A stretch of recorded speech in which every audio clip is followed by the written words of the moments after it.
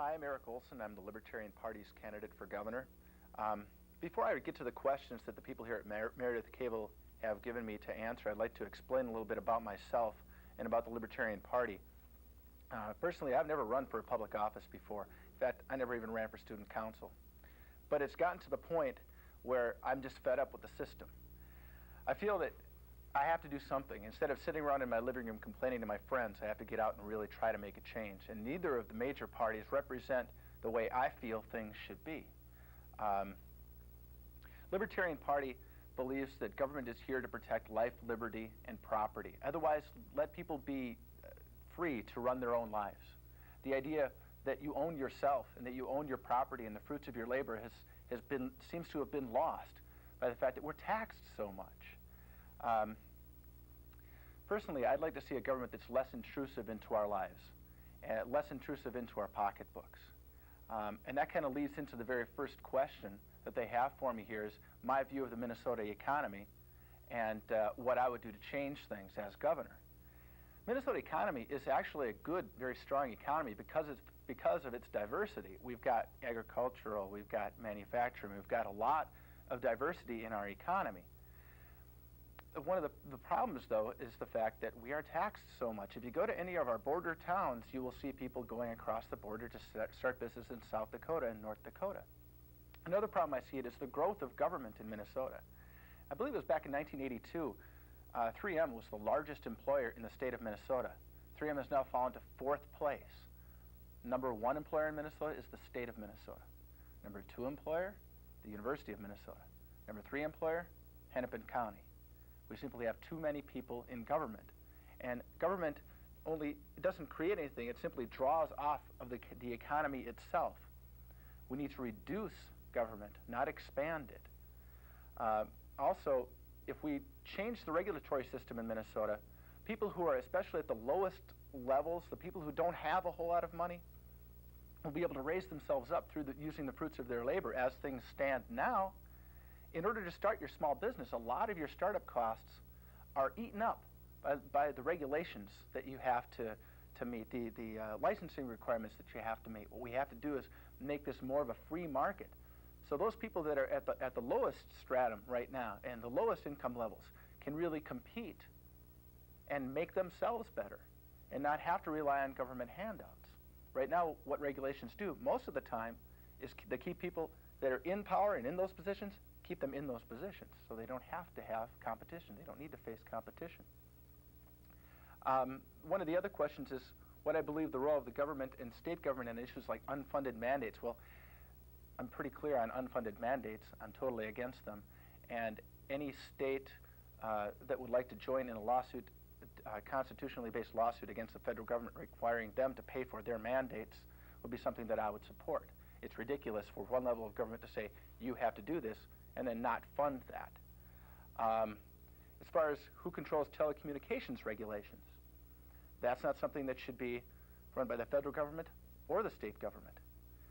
We have to have more of a free market, and if there's a private company or corporation that can regulate these things, that's what I'd like to see. I don't want the federal government saying what any business can do, whether it's telecommunications or any other type of business. As long as you're not harming the person or property of another, do as you will. Healthcare needs and crime control, those things are not federal things. Those are things that need to be controlled on a state level, especially crime. As a libertarian, I believe that government has to get out of healthcare. Right now, government is ruining healthcare, and it's one of the reasons that our costs keep going up and up and up, and will continue to do so. We have to get the choice back down to the consumer through medical savings accounts where you can deduct the money that you pay for your insurance, your out-of-pocket healthcare expenses, and any alternative medical practices you want. Right now, 17 cents out of every dollar that's paid for healthcare is paid by the actual person who's receiving the healthcare. That needs to change. If we had food care, for instance, and you bought $100 worth of groceries and only had to pay $17, people would be buying steaks all the time. That's what's happening now, too, because the actual consumer is only paying 17 cents out of every dollar. Crime control is something that needs to be controlled by the states. I would like to see us refocus our efforts on violent criminals. Right now, I read some Department of Justice statistics. If you're caught in possession of LSD, you will spend 10.1 years in jail on the average. If you are caught murdering somebody, 8.6 years. Forcible rape, 5.2. Where are our priorities? They're screwed up. I want the violent people locked up. Somebody wants to poison their body with drugs, that is their choice. I'm against it, and it is a health care issue. It is not a crime issue. I want to keep the people who are violent locked up for a long time. People who use guns in commission of a crime, that's who should be getting mandatory minimum sentences, not people who have drugs in their possession. We can refocus our efforts and not even cost us any more money. Right now, 60% of federal prisoners are in on drug charges. 25% of state prisoners are in on drug charges. What we need to do is open up this space, release these people, and get the people who are really violent and keep them in jail. Because we're not doing that now. We're not doing it nearly long enough. Those are basically the questions that Meredith Cable has for me here. I just would like to let you all know, whoever's seeing this, that you have to vote your conscience. It's not good to vote for the lesser of two evils. That is still evil, obviously.